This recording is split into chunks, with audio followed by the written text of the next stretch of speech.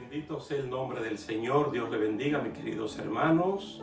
Como ya es notorio durante todo el desarrollo de este servicio, nos damos cuenta que estamos honrando a Dios y celebrando en este hermoso día el día de Pentecostés. Un día muy especial para los creyentes en Jesucristo, porque resaltamos y exaltamos el trabajo del Espíritu Santo, que es el garante de la salvación que Jesucristo nos dio. En este día vamos a hablar del tiempo de la gracia, el tiempo de la iglesia, y nos vamos a fundamentar en Hechos capítulo 10, versículos 44 al 48. De antemano, muchos de ustedes saben que esa es la experiencia en la casa de Cornelio. Ya se leyó la palabra del Señor, pero es costumbre para nosotros repetirla porque la palabra de Dios es soberana. Hechos capítulo 10, verso 44 dice así: Mientras aún hablaba Pedro estas palabras, el Espíritu Santo cayó sobre todos los que oían el discurso.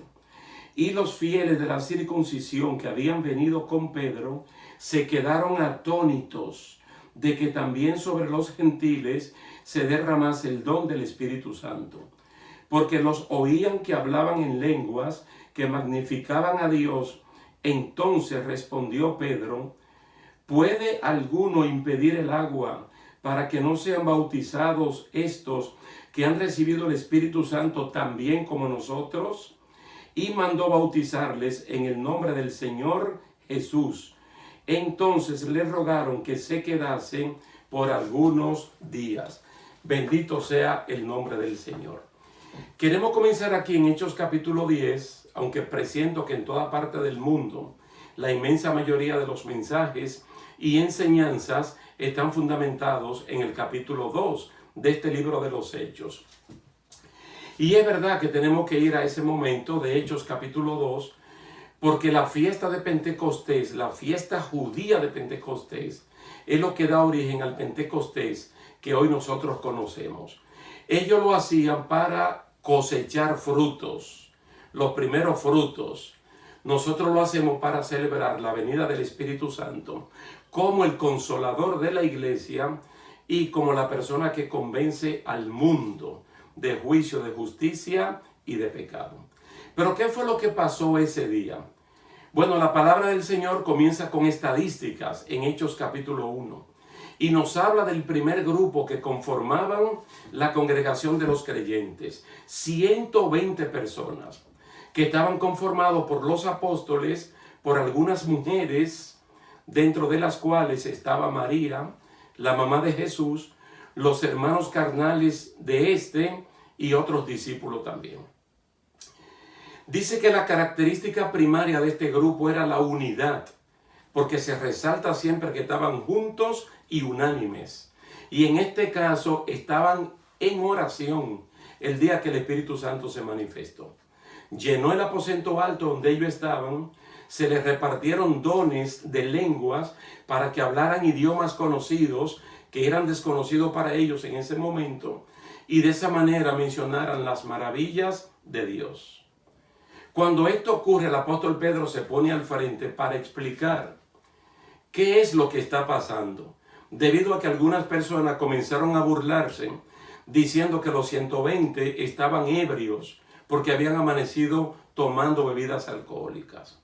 Entonces el apóstol Pedro procede a explicar, y para explicarlo el Espíritu Santo mismo lo guía de memoria al capítulo 2, verso 28 del libro de Joel, al Salmo 16, al Salmo 110, entre otros. Es decir, el apóstol Pedro, como si fuera un predicador del momento, él se basa en Joel capítulo 2, verso 28 al 32, en el Salmo 16, en el Salmo 110, para explicar lo que allí está ocurriendo. Vamos a quedarnos por este momento con Joel capítulo 2, que es el profeta que vivió entre el siglo 9 y el 8, en la última parte del siglo 9 y principio del siglo 8. Y el Señor lo utilizó para que profetizara un tiempo de gracia, de bendición y de oportunidades para todo el mundo. De que el Señor prometía derramar su Santo Espíritu para que viniera sobre toda carne. Y es una manera extraordinaria que cuando Joel lo profetiza, está hablando de una profecía que no hace diferencia de ningún tipo, comenzando con el género, hijos e hijas. No hay diferencia de edad, ancianos y jóvenes. No hay diferencia de raza, toda humanidad. No hay diferencias sociales porque se habla de siervos y de siervas, dando a entender que la presencia del Espíritu Santo no es un patrimonio de alguien o de una institución, sino que el Señor lo manda para todos. Ahora, dejando un poquito ahí al lado la explicación del apóstol Pedro, de Hechos capítulo 2 y la parte de Joel capítulo 2, es que entonces nosotros entramos a esta experiencia de el capítulo 10 del libro de los Hechos. Porque ya nosotros, lo que hemos leído los 10 capítulos, no es que Hechos tiene 10 capítulos, pero hasta este momento hemos visto recurrente al Espíritu Santo descendiendo donde están los creyentes y llenando el ambiente con su presencia.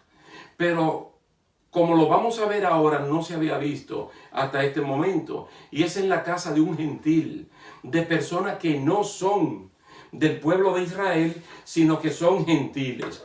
Y una de las cosas que quiero resaltar inmediatamente es que cuando abrimos a Hechos capítulo 10, se resalta lo siguiente. Número 1, que Cornelio era un hombre piadoso y temeroso de Dios con toda su casa.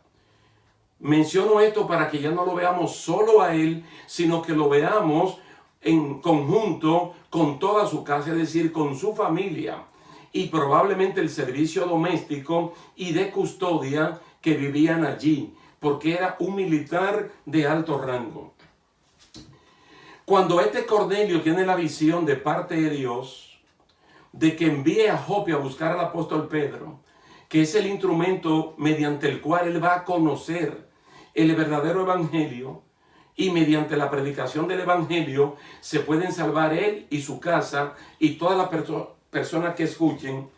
Él envió a buscar al apóstol Pedro con 2 criados y con un devoto soldado. Quiere decir que aquí está mandando 3 personas. Cuando llegan allá donde estaba el apóstol Pedro, en Jope, en la casa de Simón, y que le dicen la razón por la cual fueron a buscarle, entonces 6 hermanos judíos, creyentes judíos, acompañan al apóstol Pedro desde Jope hasta Antioquía. Más las 3 personas que mandó Cornelio, ahora es un grupo de 10. Todo esto se lo digo para que veamos la composición de las personas que estaban en la casa de Cornelio cuando el Espíritu Santo allí se manifestó. Y para que veamos la coherencia que hay entre Joel capítulo 2, de que el Espíritu Santo será derramado para toda persona que crean en Jesucristo, lo de Hechos capítulo 2 y ahora en este caso. Cuando Pedro y el grupo llegan a la casa de Cornelio, dice el capítulo 10, verso 25, que Cornelio había invitado a parientes y amigos íntimos. También dice el mismo capítulo 10, verso 27, que cuando Pedro entró, él se sorprendió porque halló a muchos que se habían reunido en la casa de Cornelio. Es decir, toda esta información estadística solamente apunta a que hay un gran grupo de personas, pero que ese grupo de personas está dividido por género, porque hay hombres, hay mujeres y también por edades. Hay adultos y hay personas, niñas o adolescentes. Pero también hay criados, también hay soldados. Están personas como los 6 judíos creyentes que vinieron desde Jope con el apóstol Pedro. Es decir, hay una gran cantidad de personas que están allí. Ahora bien, los 6 judíos cristianos que vinieron con el apóstol Pedro, ellos fueron testigos del primer grupo que recibió el Espíritu Santo en Hechos capítulo 2. O si no, lo recibieron en Hechos capítulo 4, cuando se reunieron en aquel lugar que Pedro y Juan fueron liberados de la cárcel y le fueron a explicar a los demás lo que había acontecido. Dice que el Espíritu Santo descendió y llenó toda la casa donde estaban reunidos. Es decir, ellos tenían la experiencia de la manifestación del Espíritu Santo en sus vidas. Ahora, cuando el apóstol Pedro está predicando la palabra del Señor, que no ha terminado de predicar, que no ha hecho un llamamiento para que la persona reciban a Cristo como Señor y Salvador, el Espíritu Santo descendió sobre todos los que estaban escuchando el discurso. ¿Y qué pasó con esta persona? Que comenzaron a hablar en idiomas conocidos las maravillas de Dios. Oh, bendito sea el nombre del Señor. Y si Dios es grande. Que la experiencia de Hechos capítulo 2, mire cómo fue que se planteó. Que los 120 fueron llenos para que el resto de la persona escuchara en sus idiomas nativos las maravillas de Dios. ¿Qué ocurre ahora? Que estos gentiles que están acompañando a Cornelio son llenos del Espíritu Santo para que el apóstol Pedro y los 6 judíos creyentes cristianos que habían venido con él escucharan las maravillas de Dios también, pero desde otro ángulo, desde otra visión, desde gentiles conversos llenos del Espíritu Santo, quedando demostrado que todo lo que profetizó Joel, capítulo 2, verso 28 en adelante, se está cumpliendo allí. Y que el Espíritu Santo es para todas las personas a las cuales nuestro Dios llamare. Ahora dice que todos los creyentes que eran de la circuncisión, que habían venido con Pedro, se quedaron atónitos, asombrados, estupefactos, sorprendidos de que el Espíritu Santo se haya derramado sobre gentiles como se derramó sobre ellos en Hechos capítulo 2. Es muy importante entender esto, hermano, porque a veces uno piensa que por el hecho de uno ser primero, tal vez es el único. Que por uno tener una experiencia, tal vez cree que es la única. Porque ellos tenían una visión de que Jesucristo era para ellos y que el Espíritu Santo también era para ellos. Y en ambas visiones estaban completamente equivocados. El apóstol Pablo, se encarga de presentar a los judíos como los primeros que reciben la predicación de Jesucristo, pero les hace ver que no son los únicos. Estas personas les oían hablar en lenguas y exaltar al Señor. Entonces fíjese que la palabra que se utiliza en Reina Valera del 60, atónito, explica que ellos están sorprendidos ante un hecho que lo están viendo, pero no saben qué hacer. Porque ellos no pueden impedir esto. Ellos no tienen autoridad como para decirle cállense y no hablen las maravillas de Dios, porque lo que ellos están diciendo son cosas buenas. Están glorificando, engrandeciendo y magnificando el nombre del Señor Jesucristo. De tal manera que ellos 6 y el apóstol Pedro, que serían 7 judíos cristianos allí, están escuchando claramente y están viendo que el Espíritu Santo se ha derramado en estas personas. Ahí es que el apóstol Pedro dice, ¿puede alguien impedir el bautismo en aguas a esta persona que previamente ya han recibido el Espíritu Santo de Dios en sus corazones? Nadie lo puede impedir. ¿Y sabe lo que ocurre aquí? Todo lo de Romanos capítulo 10. La conversión, el convencimiento de una persona ocurre en el corazón. Que hable con su boca es para confesar lo que internamente ya ha ocurrido. Y estas personas en el corazón fueron convencidos por el Espíritu Santo de que eran pecadores y de que Jesucristo era su oportunidad para la salvación. Al aceptarlo en el corazón, el Espíritu Santo los llenó y se manifestó su gloria y les dio dones de hablar en idiomas las maravillas de Dios. Entonces ellos quedan sorprendidos, como quien dice, nosotros pensábamos que esto era solo para nosotros, mas sin embargo, ahora vemos que en ellos también se está manifestando. Bendito sea el nombre del Señor. Hay que entender que el apóstol Pedro y estos 6 hermanos judíos cristianos primeramente estaban en Jope y ahora están en Antioquía. Ahora, después que terminan la experiencia, el tiempo que se quedaron allí en casa de Cornelio, ellos regresan a Jerusalén. Entonces, cuando ellos llegan a Jerusalén, los hermanos cristianos judíos se enteraron de que el apóstol Pedro estaba visitando hogares o un hogar de una persona gentil. Hasta ese punto él había estado visitando personas que eran judíos cristianos. Entonces le pidieron que explicara lo que allí había ocurrido. Entonces el apóstol Pedro le dice: cuando comencé a hablar, el Espíritu Santo descendió sobre ellos, tal como lo hizo sobre nosotros al principio. Entonces me acordé de las palabras del Señor cuando dijo: Juan bautizó con agua, pero vosotros seréis bautizados con el Espíritu Santo. Por tanto, si Dios le dio a ellos el mismo don que también nos dio a nosotros después de creer en el Señor Jesucristo, ¿quién era yo para poder estorbar a Dios? Y al oír esto, todo el conjunto de creyentes que pidieron explicación glorificaron a Dios diciendo: así que también a los gentiles ha concedido Dios el arrepentimiento que conduce a la vida. Aquí quiero explicarle algo, queridos hermanos. Fíjese que el apóstol Pedro le está diciendo en su reporte apostólico a los hermanos en Jerusalén que cuando ocurrió el derramamiento del Espíritu Santo en la casa de Cornelio, él se acordó de las palabras del Señor Jesucristo que dijo: Juan bautizó con aguas, pero yo lo voy a bautizar a ustedes con el Espíritu Santo. Y uno dice: pero ¿qué relación tiene eso con la experiencia propiamente ocurrida en la casa de Cornelio? Que ahora hay una reconsideración del apóstol Pedro para entender que cuando él dijo vosotros, no se refería solamente a los primeros oyentes de estas palabras. Bendito sea el nombre del Señor.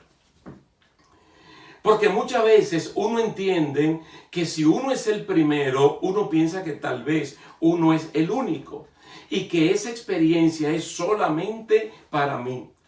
Él está diciendo: me acordé las palabras del Señor. Quiere decir que ahora reconsidero la visión que yo tenía de sobre quiénes es que el Espíritu Santo de Dios se iba a manifestar. Esto significa, hermano, que cuando él está predicando en Hechos capítulo 2, y luego que las personas reaccionaron preguntando qué había que hacer, porque ellos sintieron que esas palabras habían tocado sus corazones, que el apóstol Pedro los invitó al arrepentimiento, a aceptar a Jesucristo como Señor y Salvador, para posteriormente recibir al Espíritu Santo como refrigerio de sus vidas. El apóstol Pedro le dijo algo más.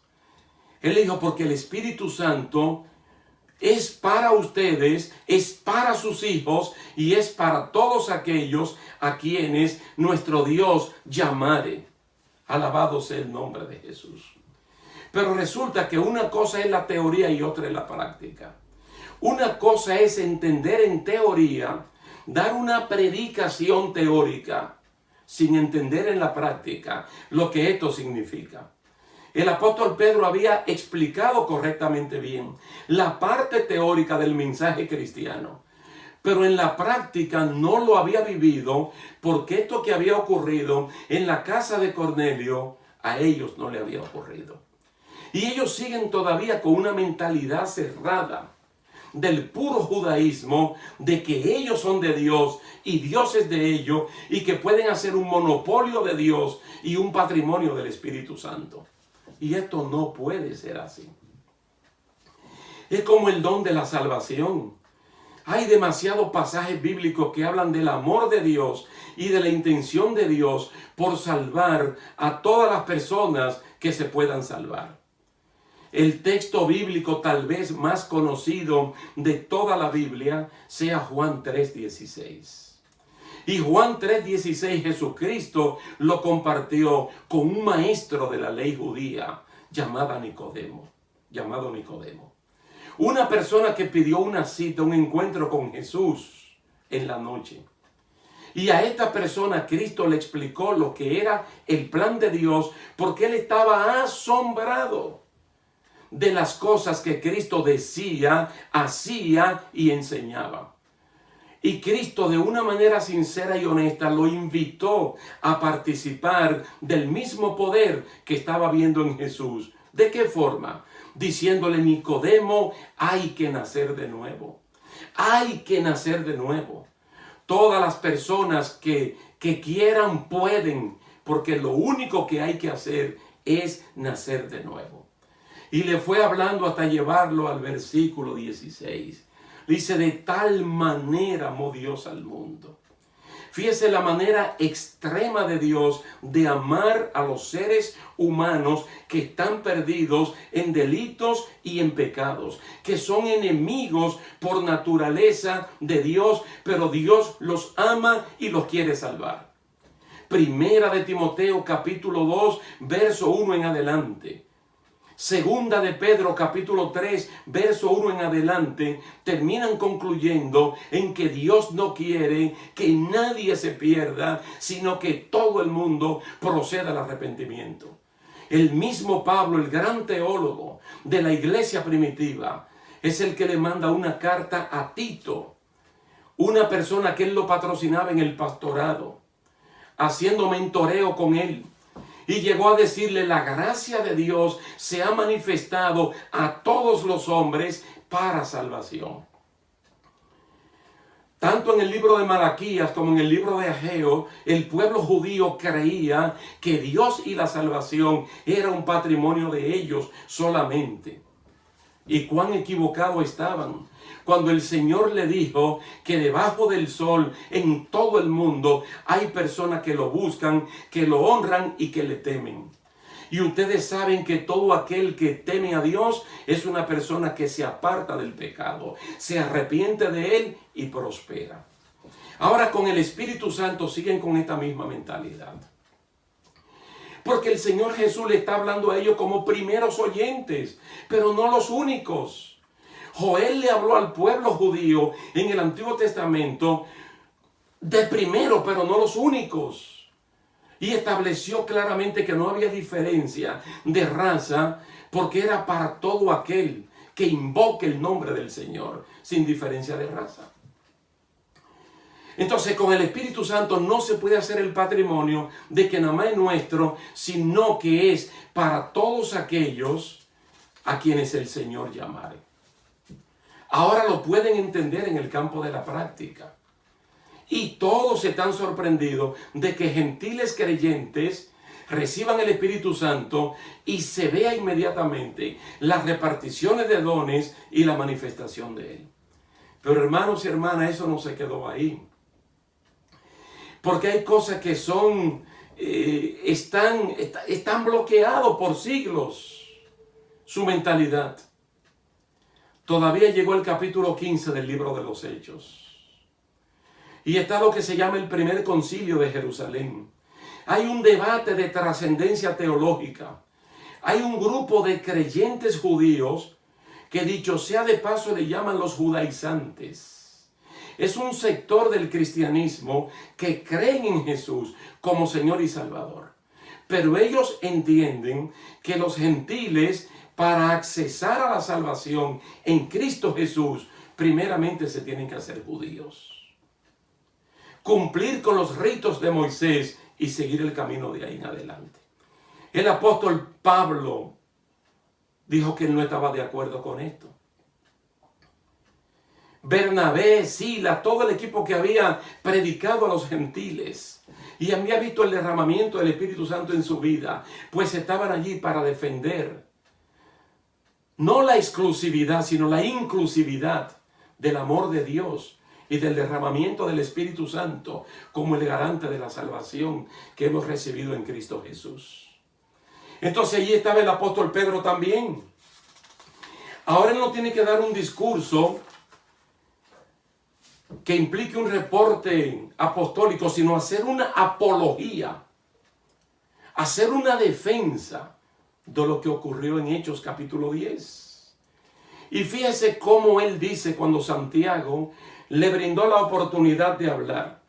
Él dice: hermanos, ustedes saben que en los primeros días Dios escogió de entre vosotros que por mi boca los gentiles escucharan la palabra del evangelio y creyeran. Y Dios, que conoce el corazón, les dio testimonio dándoles el Espíritu Santo, así como también nos lo dio a nosotros. Y ninguna distinción hizo entre nosotros y ellos, purificando por la fe sus corazones. ¡Wow! ¡Qué lindo testimonio! ¡Qué hermosas palabras! Que ahora ciertamente, como dijo David, en una ocasión, uno puede acudir al baúl de los recuerdos, la especie de comer las pasas, vivir de las experiencias en Cristo y poder hablar de ellas.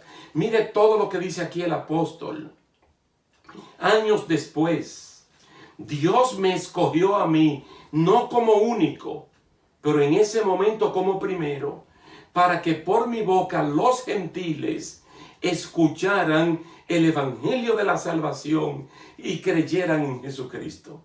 Y Dios, que conoce los corazones, porque Él se dio cuenta de la experiencia en la casa de Cornelio, que mientras Él estaba predicando, sin haber hecho el llamado, ya el Espíritu de Dios se estaba manifestando en estas personas. ¿Por qué? Porque Dios conoce los corazones. Y en los corazones de los creyentes es que Dios obra justicia. ¿Sabe lo que significa esto? Un acto íntimo que la persona que lo recibe y Dios que lo da entienden el proceso. Porque esto puede ocurrir en una persona que sea muda, pero que no sea sorda. Que pueda escuchar, pero que con sus labios no pueda decir lo que en el corazón está ocurriendo. Y esto no quiere decir que no sea salvo. Pero lo que Pedro está diciendo es que el Señor conoce los corazones. Pero también está diciendo que el Señor no hizo distinción entre judíos y gentiles, sino que a todo el que cree, a todo aquel que teme su nombre, Él le reparte de la misma manera al Espíritu Santo. Eso es lo que estamos celebrando en este día. Nosotros tenemos que hacer un balance entre la predicación del día 10 de abril, del 12 de abril, cuando estuvimos hablando de la muerte de Jesucristo y posteriormente de su resurrección, con lo que celebramos en el día de hoy. 50 días después, el domingo que esté más cerca, celebramos la llegada del Espíritu Santo. Jesucristo, mediante un acto de redención, mediante su muerte en la cruz del Calvario, nos dio vida eterna. Pero posteriormente vino el Espíritu Santo como garante de esa vida eterna. Y oh, bendito sea el nombre del Señor. Que nosotros tenemos que cuidar la salvación que Dios nos ha dado con temor y temblor. Y que si tú estás convencido de que tu salvación no se pierde, que la cuide como si se pudiera perder. Pero que de la misma manera cuide la presencia del Espíritu Santo en tu vida, para que Él no se entristezca por actos contrarios a la voluntad de Dios que nosotros podamos hacer. Ese es el consejo de Pablo en la carta a los Efesios, capítulo 1, versículos 13 y 14, y capítulo 4, versículo 30, de que el Espíritu Santo es la garantía de la redención, de la posesión que ya Cristo adquirió, pero que por ningún instante nosotros podemos hacer que el Espíritu Santo se sienta triste en nuestras vidas. Noten, hermanos, que en la palabra de Jesucristo, en Juan capítulo 7, la presencia del Espíritu Santo en la vida de los creyentes es sinónimo de gozo y de alegría. Y Jesucristo utiliza una figura literaria. Allí hay una figura para representar la presencia del Espíritu Santo en nuestra vida. Ríos de aguas de vida que saltan para siempre. Es la metáfora que compara el gozo real, literal, en la vida de un cristiano, como el correr de un río de aguas vivas. Hermano, la presencia del Espíritu Santo nos da poder, porque hemos sido empoderados para que nosotros marquemos la diferencia. Su presencia no nos convierte en santurrones del siglo XXI, sino en personas santificadas, apartadas del mal, ungidos por Él, para ser testigos de lo que Cristo ha hecho en nuestra vida. ¿Qué le parece si nosotros celebramos de la mejor manera posible el día de Pentecostés, comprometiéndonos a vivir vidas de santidad? Dice la palabra en Primera de Tesalonicenses 4:3 que la voluntad de Dios es nuestra santificación. La santificación solo se consigue con el Espíritu Santo, siendo luminarias en un mundo que está mal. No es apartándonos del mundo, es viviendo en este mundo, pero con su santa presencia. Quiero terminar, además de este consejo, de que vivamos la presencia del Espíritu Santo haciendo celebrativo este día con una petición de David en el Salmo 51, que también está asociada con el Salmo 32. Este hombre que fue ungido 3 veces para que fuera el rey de Israel, 3 veces ungido por el profeta Samuel, ungido por los judíos, por los sacerdotes judíos, por los ancianos judíos, ungido finalmente cuando ya iba a ocupar el trono.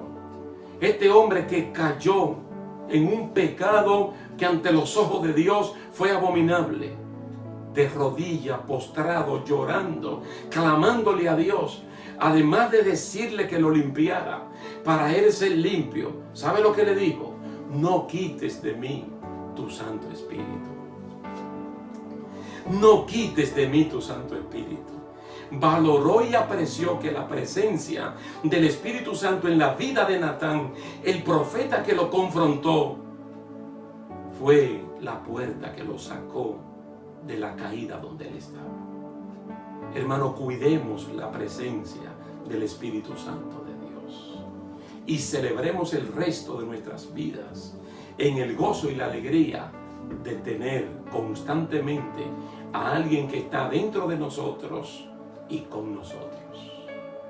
Vamos a inclinar el rostro, vamos a cerrar nuestros ojos, vamos a orar por estas personas que tal vez están conectados con nosotros en este momento o posteriormente a través de este mensaje convertido en video pueda llegarle la palabra de Dios y ser salvos como hemos sido salvos nosotros.